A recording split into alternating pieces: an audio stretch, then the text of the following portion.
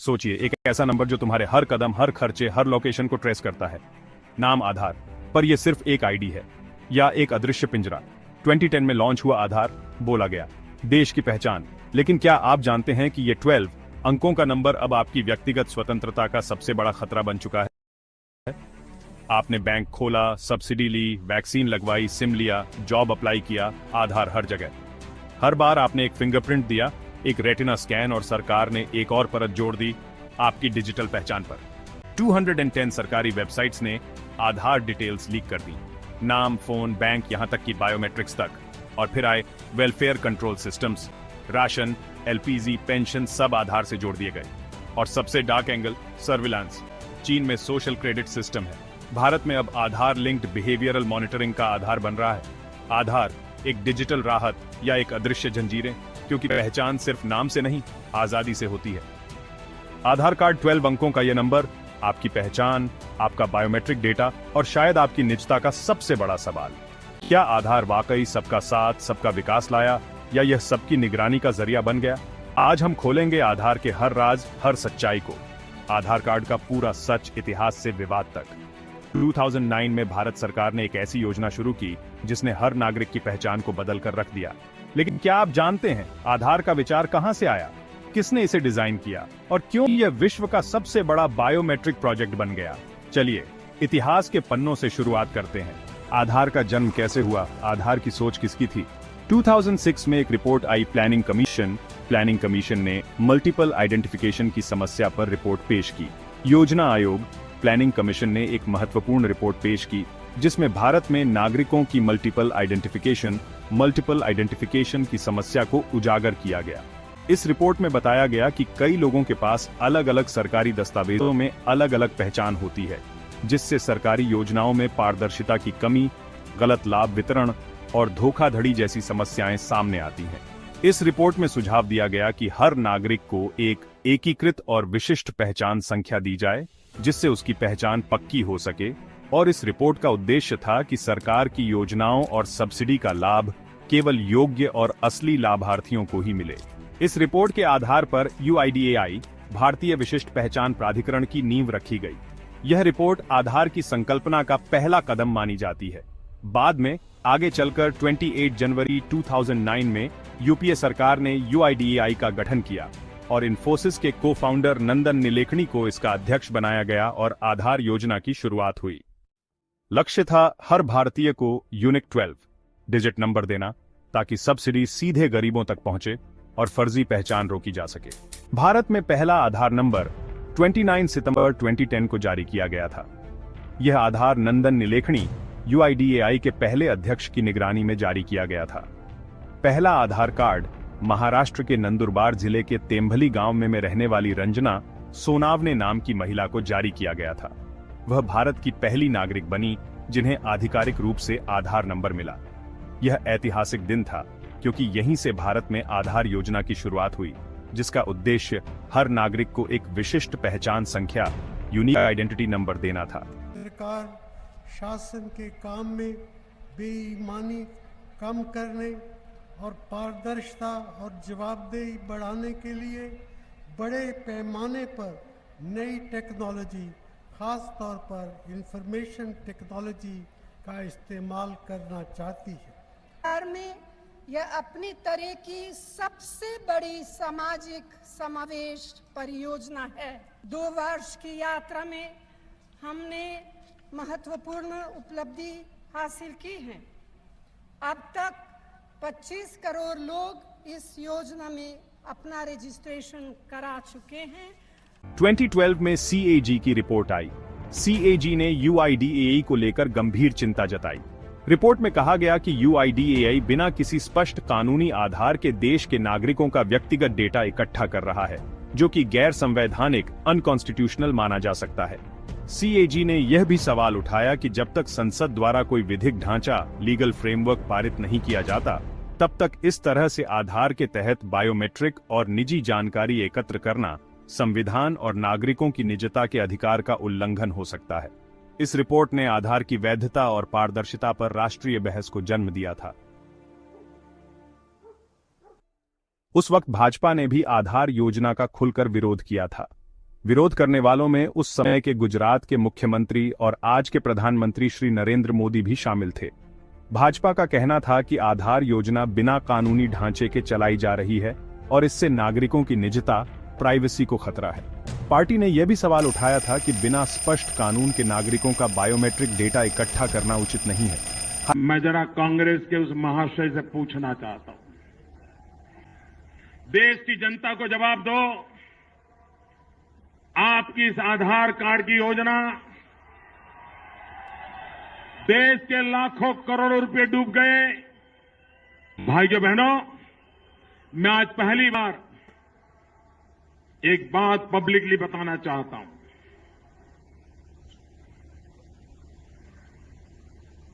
ये आधार कार्ड को लेकर के केंद्र सरकार के सारे महाशय मुझे मिलने आए थे। मैंने उनको सैकड़ों सवाल पूछे थे, 2-2 घंटे तक मैंने चर्चा की थी और ये मुझे जवाब नहीं दे पाए थे। मैंने देश की सुरक्षा के संबंध में, भारत के अंदर जो घुसपैठिए आ गए हैं उनके संबंध में क्या सोचा है पूछा। हिंदुस्तान के जो बॉर्डर डिस्ट्रिक्ट है, कोस्टल डिस्ट्रिक्ट है, उसके विषय में क्या योजना है मैंने पूछा। इनके पास कोई जवाब नहीं था। एक पॉलिटिकल गिमिक के सिवाय कोई लंबी सोच नहीं रही। मैंने नेशनल सिक्योरिटी काउंसिल में प्रधानमंत्री को सवाल पूछे थे और मैंने कहा था अगर इन सवालों को आप एड्रेस नहीं करोगे तो आपकी योजना धरी की धरी रह जाएगी, लाखों करोड़ों रुपए तबाह हो जाएंगे। तब उन्होंने मुझे आश्वासन दिया था कि मोदी जी ने जो सवाल उठाए हैं इस पर हम सोचेंगे। नहीं सोचा। मेरी प्रधानमंत्री को लिखी हुई चिट्ठियां हैं, उन चिट्ठियों में मैंने साफ साफ संकट बताए हैं। अगर ये दिल्ली की सरकार, ये अपने आप को बुद्धिमान लोग मानने वाले लोग, ये अपने आप को आईटी के जन्मदाता मानने वाले लोग, इन्होंने मेरे जैसे एक सामान्य व्यक्ति की बात नहीं सुनी। कि बाद में जब केंद्र में भाजपा सरकार आई तो 2016 में एनडीए सरकार ने आधार एक्ट पास किया और अधिक सशक्त बनाते हुए कई सरकारी सेवाओं से जोड़ा गया, लेकिन इसे मनी बिल बताकर राज्यसभा में बायपास किया, जो बड़ा विवाद बना। आधार एक्ट 2016 अब पास हो चुका है। इस एक्ट के पास होने के बाद अब हमें सब्सिडी हो या फिर तमाम दूसरी सुविधाएं हो, डायरेक्ट कैश ट्रांसफर के लिए आधार के प्रयोग की सुविधा अब हमें प्राप्त हुई है। 128 करोड़ की आबादी वाले हमारे देश में अब तक 102 करोड़ लोगों का आधार कार्ड बांटे जा चुके हैं। यानी अब देश की 79% जनसंख्या के पास आधार कार्ड है। और उसमें भी अगर हम एडल्ट्स को सोचें, वयस्कों की बात करें, तो देश के 96% नागरिकों के पास आधार कार्ड है।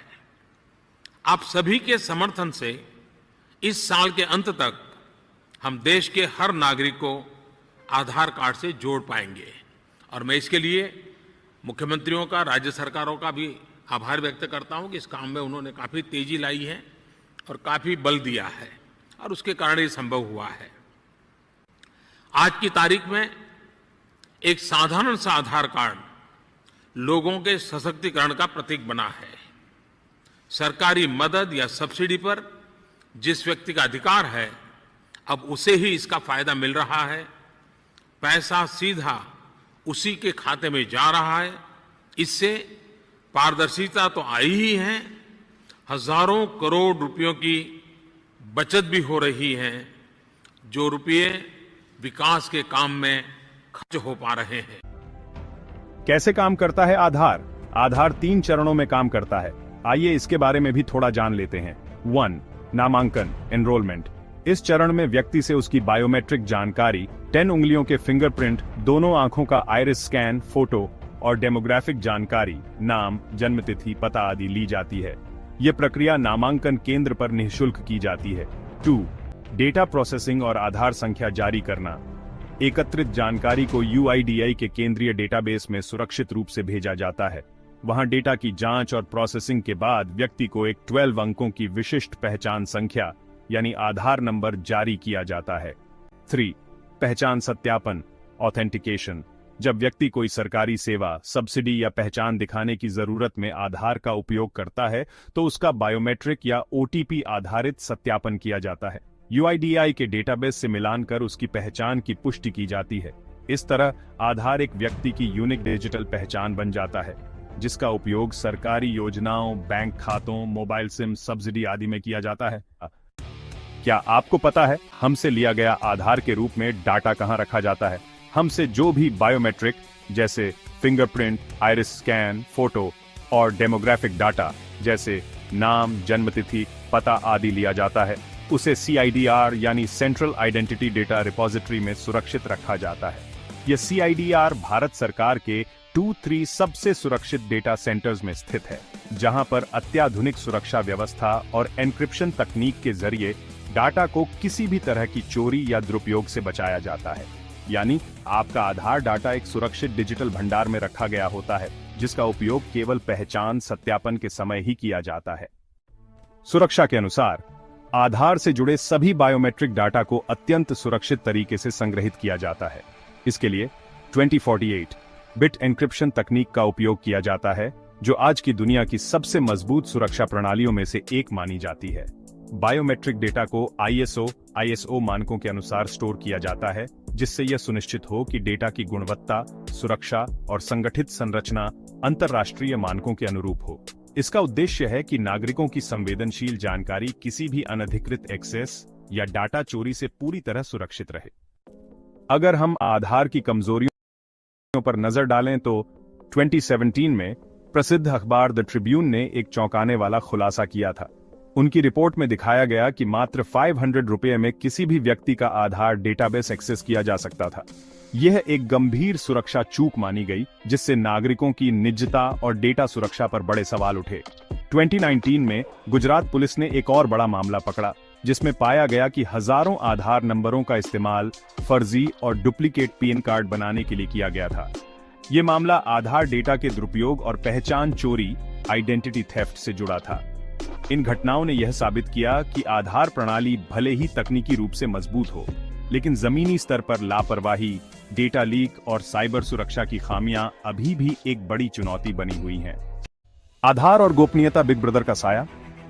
जब आपका आधार बैंक से जुड़ता है, मोबाइल से जुड़ता है, हॉस्पिटल, ऑफिस और यहां तक कि स्कूल तक से, तो क्या सरकार के पास आपकी हर गतिविधि की जानकारी नहीं पहुंच जाती? क्या यह मास सर्विलांस जन निगरानी की ओर पहला कदम नहीं है? क्या हम एक डिजिटल पिंजरे में फंसते जा रहे हैं और हमें पता भी नहीं? डेटा लीक और साइबर अपराध। UIDAI unique identification authority of India हमेशा से दावा करता आया है कि आधार डेटा दुनिया का सबसे सुरक्षित सिस्टम है, 100% सुरक्षित। लेकिन सच्चाई कुछ और है। कई रिपोर्ट्स और RTI के जवाबों में UIDAI ने खुद स्वीकारा है कि डेटा लीक हुए हैं। चलिए कुछ तथ्य जानते हैं जो इस घटना से जुड़े हैं। 1. साल 2017 RTI में खुलासा 210 सरकारी वेबसाइटों पर आधार से जुड़ी जानकारियां जैसे नाम, पता, मोबाइल, बैंक डिटेल्स सब पब्लिकली एक्सपोज हो चुकी थीं। यहां तक कि बायोमेट्रिक डेटा भी कुछ जगह लीक हुआ। हैरानी की बात यह है कि इनमें से ज्यादातर सरकारी वेबसाइट्स वो थीं जो आधार को ही मैनेज करते हैं। UIDAI ने माना हमारा डेटा सेंटर सुरक्षित है, लेकिन सरकारी एजेंसियों ने लापरवाही की है। 2. साल 2018 दी ट्रिब्यून ने एक रिपोर्ट प्रकाशित की, जिसमें उन्होंने पर्दाफाश किया कि कैसे सिर्फ 500 रुपीस में पूरा आधार एक्सेस खरीदा। साइबर कंपनी नॉर्टन ने भी रिपोर्ट दी कि 1.3 करोड़ लोगों का आधार डेटा लीक हुआ। एक और साइबर क्राइम रिपोर्ट आई जो और भी ज्यादा हैरान कर देने वाली थी। इस रिपोर्ट के मुताबिक 6.7 करोड़ आधार नंबर डार्क वेब पर बिके। 2021 में UIDAI ने एक RTI का जवाब दिया, जिसके अनुसार 300 प्लस वेबसाइट्स, ऐप्स ने गैर कानूनी तरीके से आधार डेटा इकट्ठा किया। 4. साल 2023 आंध्र प्रदेश डेटा लीक मामला। आधार सॉफ्टवेयर के जरिए 6.7 करोड़ नागरिकों का डेटा लीक होने का मामला पुलिस ने दर्ज किया। 5. वर्चुअल आईडी (VID) आधार का मास्किंग फीचर 16 अंकों का टेम्पररी नंबर जो आधार को मास्क करता है, लेकिन सिर्फ केवल 18% भारतीय लोग ही इसे जानते हैं, जो कि बहुत कम है।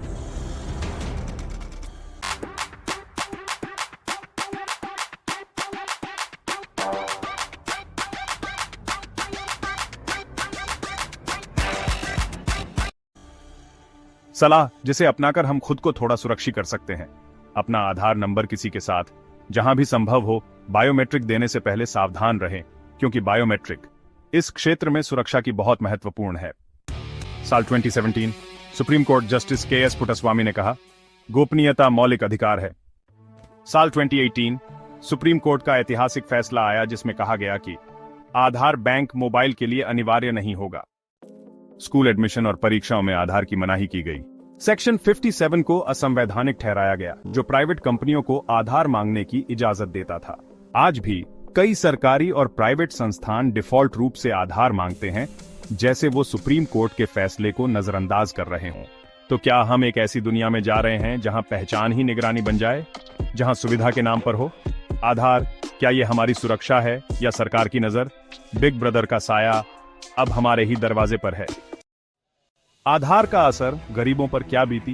क्या ये उन्हें पहचान और सुविधाएं दिलाने का जरिया बन पाया, या फिर ये उनकी जिंदगी में और भी मुश्किलें ला बैठा? लेकिन क्या वाकई ये तकनीक गरीबों के लिए मदद कर पाई, या फिर इसके सिस्टम की खामियों ने उनकी जिंदगी और भी मुश्किल बना दी? आइए पहले इसकी सफलताओं पर नजर डालें, जहां तकनीक ने उम्मीद जगाई और जिंदगी आसान हुई। PDS सिस्टम में भी बड़ा बदलाव आया। साल 2022 तक देश के 62% राज्यों में राशन की लीकेज 40% से घटकर 10% हुआ। पहाल योजना के जरिए LPG सब्सिडी में 1,30,000 करोड़ रुपए की बचत हुई और 3.5 करोड़ फर्जी कनेक्शन हटा दिए गए। MGNरेगा योजना के तहत बिहार और झारखंड में अब आधार बेस्ड पेमेंट सिस्टम ABPS के जरिए मजदूरों को सीधे भुगतान किया जाता है, जिससे पारदर्शिता और सटीकता बढ़ी है। बायोमेट्रिक फेलियर और एक्सक्लूजन ने लाखों परिवारों की जिंदगी को मुश्किल बना दिया। 2017 में झारखंड में 20 लाख राशन कार्ड रद्द हुए, जिनमें से लगभग 80% गलत तरीके से थे। 2022 में महाराष्ट्र के आदिवासी इलाकों में बायोमेट्रिक फेलियर के कारण 12,000 बच्चों को मिड डे मील नहीं मिला और 2023 में UIDAI ने फेस ऑथेंटिकेशन शुरू किया, लेकिन इंटरनेट की कमी अब भी बड़ी चुनौती बनी हुई है। लेकिन सवाल ये है, इसके बारे में मानवाधिकार की रिपोर्टें क्या कहती हैं? अम्नेस्टी इंटरनेशनल ने 2021 में कहा था कि आधार ने वंचित समुदायों को डिजिटल खाई की ओर धकेला है। कागजों पर यह क्रांतिकारी बदलाव था, मगर जमीन पर बहुत से लोगों के लिए यह पहचान से ज्यादा परेशानी बन गया। आधार क्या यह पहचान का आधार है या बहिष्कार की एक और वजह? आधार का असर गरीबों पर क्या बीती? आधार को गरीबों की जिंदगी बदलने का वादा करके लॉन्च किया गया था, लेकिन क्या यह वादा पूरा हुआ या फिर तकनीक की दुनिया ने उनकी मुश्किलें और बढ़ा दी? आइए जमीनी हकीकत से रूबरू होते हैं। आधार के फायदे, सफलता की कहानियां। 1. प्रत्यक्ष लाभ हस्तांतरण DBT 2023 तक 320 से ज्यादा सरकारी योजनाएं DBT से जुड़ चुकी थीं। इनके जरिए RS से 3 लाख करोड़ सीधे लाभार्थियों के खातों में पहुंचे। उदाहरण के तौर पर LPG सब्सिडी योजना पियाहाल ने 3 करोड़ फर्जी कनेक्शन हटाए, जिससे सरकार को RSS 7 लाख करोड़ की बड़ी बचत हुई। लो, मनरेगा मजदूरों को सशक्त बनाना। आंध्र प्रदेश में बायोमेट्रिक अटेंडेंस लागू होने के बाद मजदूरों को 7 दिनों के भीतर भुगतान मिलने लगा, जबकि पहले इसमें 30 से 45 दिन लगते थे। राजस्थान में 2022 में 92% मजदूरों को ABPS के जरिए सीधा बैंक खाते में पैसा मिला। 3. राशन व्यवस्था में पारदर्शिता। ओडिशा में 2021 तक 80% राशन दुकानों पर POS मशीन से आधार वेरिफिकेशन शुरू हुआ। इससे डुप्लीकेट राशन कार्ड 25% तक कम हुए और वितरण प्रणाली ज्यादा पारदर्शी बन गई। आधार की वजह से वंचित हुए लोग। एक्सक्लूजन की दर्द भरी कहानियां। 1. झारखंड की त्रासदी 2017। झारखंड में 2017 में लगभग 2.5 लाख राशन कार्ड रद्द कर दिए गए। इनमें से कई बिना किसी जांच के रद्द हुए। मरियम बाई, एक विधवा महिला का कार्ड इसलिए रद्द हुआ क्योंकि उसके मृत पति का आधार लिंक नहीं था। 6 महीने तक उसे राशन नहीं मिला। 2. बायोमेट्रिक फेलियर 2019 में महाराष्ट्र में 12,000 मजदूरों को मनरेगा का भुगतान नहीं मिला क्योंकि उनकी मेहनत से उंगलियों के निशान मिट चुके थे। समाधान के रूप में फेस ऑथेंटिकेशन शुरू हुआ, मगर ग्रामीण इलाकों में इंटरनेट की कमी अब भी एक बड़ी रुकावट है। 3. जन्म प्रमाण पत्र और आधार का संकट। आदिवासी इलाकों में 40% बच्चों के पास जन्म प्रमाण पत्र ही नहीं होता। बिना इसके आधार बनाना मुश्किल है। 2020 में बस्तर, छत्तीसगढ़ में 35% बच्चे स्कूल में दाखिला नहीं ले पाए क्योंकि उनके पास आधार नहीं था। सरकारी दावे वर्सेस जमीनी रिपोर्ट्स। सरकार का दावा। सरकार का कहना है कि आधार ने अब तक RS 2 लाख करोड़ की बचत करवाई है।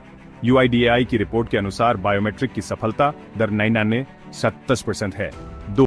स्वतंत्र अध्ययन Indian school on off business ISB 2022। लेकिन Indian school on off business की रिपोर्ट बताती है कि 88% ग्रामीण परिवारों को DBT का लाभ इसलिए नहीं मिला क्योंकि उनका आधार बैंक खाते से लिंक ही नहीं था, और महिलाओं के लिए हालात और भी मुश्किल थे। 44% महिलाओं के पास आधार ही नहीं था क्योंकि उनके पास कोई ID प्रूफ नहीं था। Michigan university 2021। मिशिगन यूनिवर्सिटी की रिपोर्ट के अनुसार PDS से 8% लोगों ने राशन लेना बंद कर दिया क्योंकि आधार लिंक करने की प्रक्रिया बहुत जटिल थी।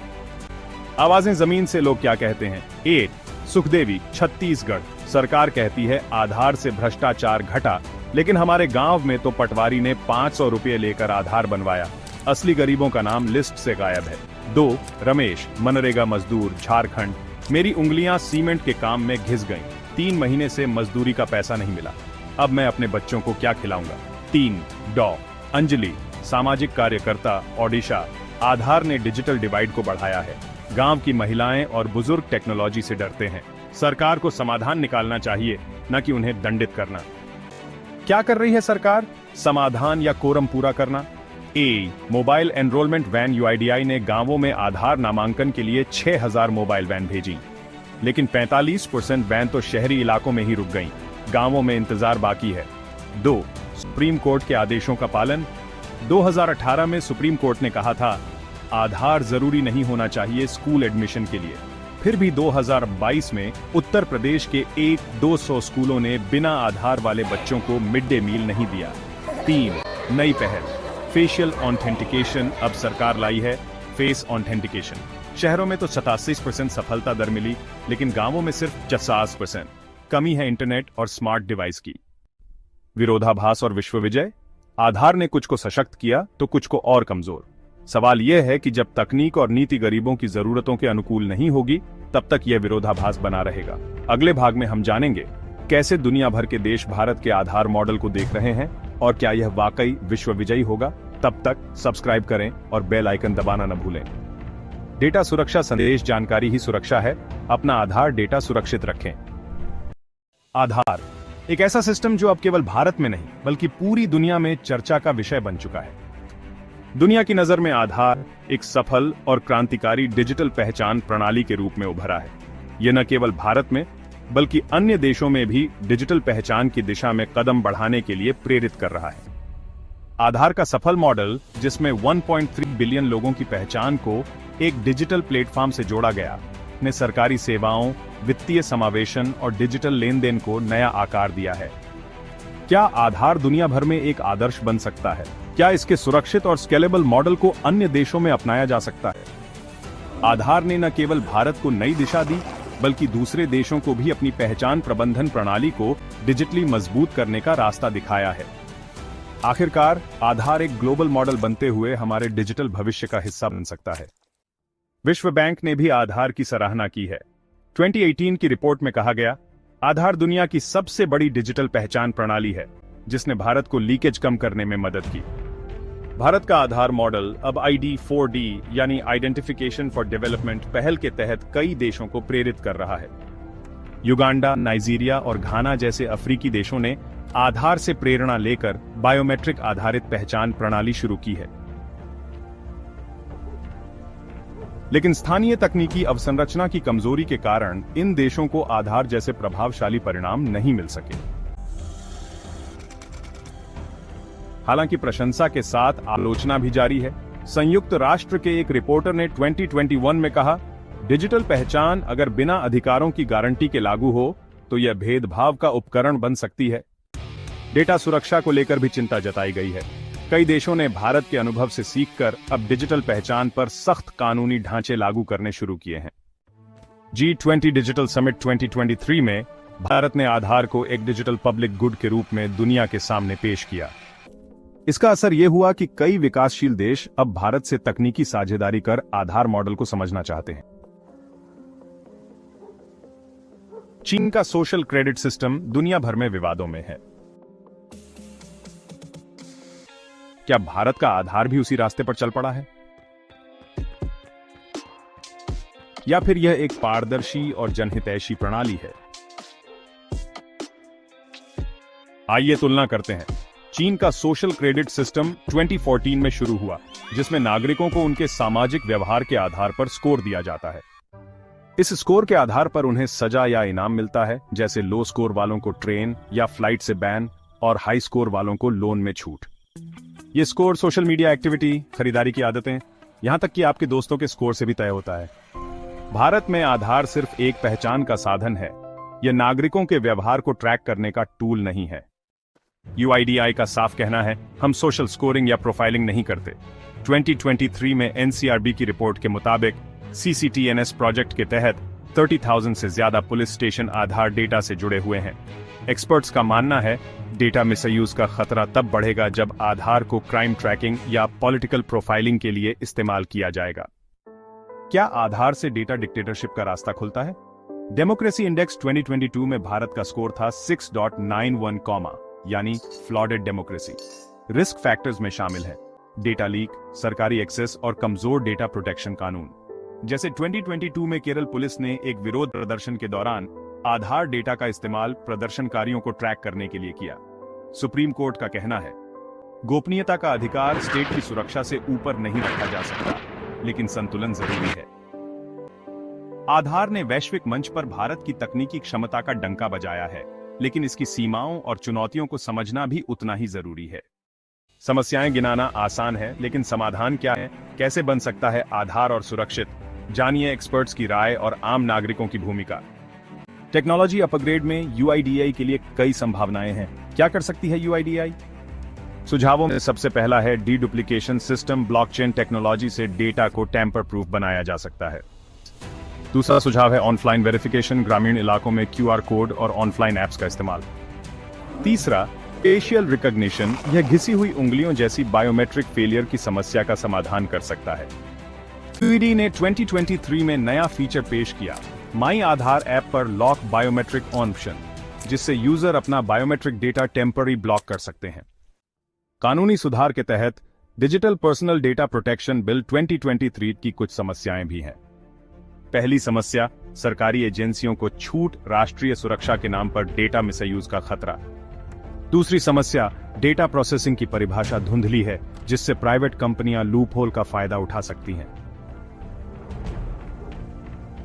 सुझावों में पहला है यूरोप के GDPR जैसा सख्त कानून, जहां यूजर को अपना डेटा डिलीट करने का अधिकार हो। दूसरा सुझाव, डेटा लोकलाइजेशन, भारतीय सर्वर पर ही आधार डेटा स्टोर करना अनिवार्य बनाना। जनता की जिम्मेदारी भी है कि वे अपना डेटा सेफ रखें। यहां कुछ टिप्स दी जा रही हैं। पहला टिप, वर्चुअल ID VID का इस्तेमाल आधार नंबर की जगह VID शेयर करें। दूसरा, माई आधार ऐप का इस्तेमाल करें, बायोमेट्रिक लॉक अनलॉक करने की सुविधा का लाभ उठाएं। तीसरा, अनावश्यक लिंकिंग रोकें, सोशल मीडिया या प्राइवेट ऐप्स को आधार से लिंक न करें। चौथा, RTI का उपयोग करें, अगर शक हो तो UIDAI से पूछें कि किसने आपका डेटा एक्सेस किया। आधार एक तलवार की धार की तरह है, अगर सही हाथों में हो तो यह विकास और पारदर्शिता ला सकता है, गलत हाथों में यह निजता और आजादी के लिए खतरा बन सकता है। अगर आप इस वीडियो में बताए गए तथ्यों की पुष्टि करना चाहते हैं, तो हमने रिसर्च सोर्सेज और फैक्ट चेकिंग के लिंक नीचे डिस्क्रिप्शन में दे दिए हैं। ये सारे link world bank, United Nations, supreme court, UIDAI और अन्य आधिकारिक वेबसाइट से लिए गए हैं। हमारा उद्देश्य किसी विचारधारा को बढ़ावा देना नहीं, बल्कि आपको जागरूक करना है। हमारी जिम्मेदारी है कि हम जागरूक बने, सवाल करें और सिस्टम को जवाबदेह ठहराएं। ये वीडियो पूरी तरह से निष्पक्ष शोध और सार्वजनिक रूप से उपलब्ध जानकारी पर आधारित है। कृपया ध्यान दें, ये वीडियो कानूनी सलाह नहीं है। अगर आपको डेटा सुरक्षा या आधार से जुड़ी किसी कानूनी समस्या का सामना करना पड़े, तो किसी योग्य विशेषज्ञ से संपर्क जरूर करें। और हां, अगर आपने अब तक हमारे चैनल को सब्सक्राइब नहीं किया है तो जरूर करें। हमारे चैनल को सब्सक्राइब करें, क्योंकि सच्चाई सिर्फ एक वीडियो नहीं, एक आंदोलन है। दोस्तों, मेरी पूरी कोशिश थी कि आप तक सही और पूरी जानकारी पहुंचे, लेकिन अगर मैंने कोई डेटा गलत दिया हो या आपको लगे कि कोई पॉइंट मिस हुआ है, तो मैं उसे अगले वीडियो में ठीक करूंगा। आपके सपोर्ट का बहुत बहुत शुक्रिया।